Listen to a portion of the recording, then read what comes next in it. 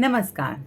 मैं प्रिया आज फिर एक बार बहुत दिनों से कुछ लिखा नहीं और ऐसा लग रहा है लिखने के लिए कुछ बचा नहीं।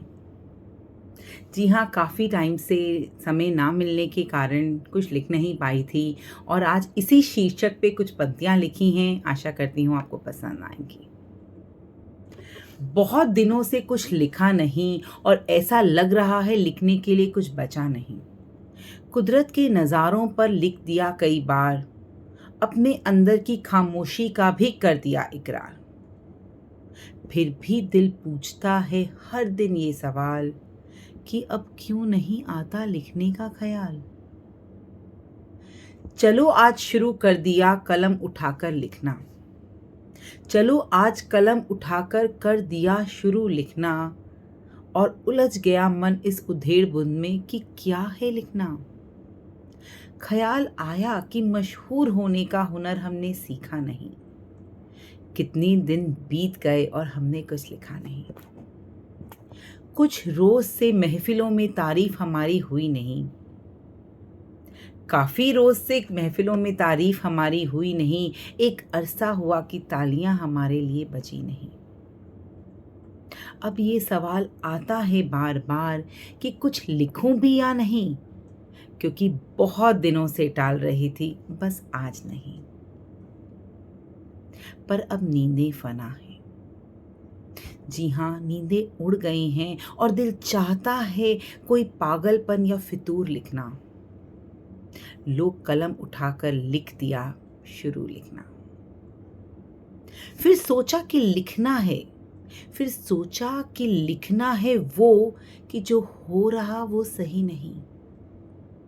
कुछ अनकही बातें हैं जो अब तक किसी से कही नहीं। अब देखा कि मेरी कहानी के किरदार पीछे छूट गए। मैंने देखा कि मेरी कहानी के किरदार पीछे छूट गए और दोस्ती में किए कई वादे भी टूट गए।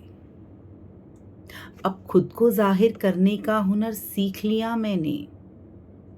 अपनों से बातें करने के लिए गैरों को परखना सीख लिया मैंने। अब लगता है मेरी कविता से ये कागज कलम भर जाएंगे। जी हाँ, आज इतने दिनों बाद लिखने से ये कागज कलम भर जाएंगे। अब लिखती हूँ तो लगता है कि ना लिखूं तो हम मर जाएंगे। अब कहनी है वो बात जो अपना रास्ता खुद बनाएगी। अब कहनी है वो बात जो अपना रास्ता खुद बनाएगी और करना है वो बयां जो आने वाली नस्ल समझ जाएगी। अब लिखूंगी वो नज्म जो मैं रहूं ना रहूं हर महफिल में सुनाई जाएगी। हाँ, बन गई हूं वो कलाकार जो अपनी सोच खुद बयां कर जाएगी।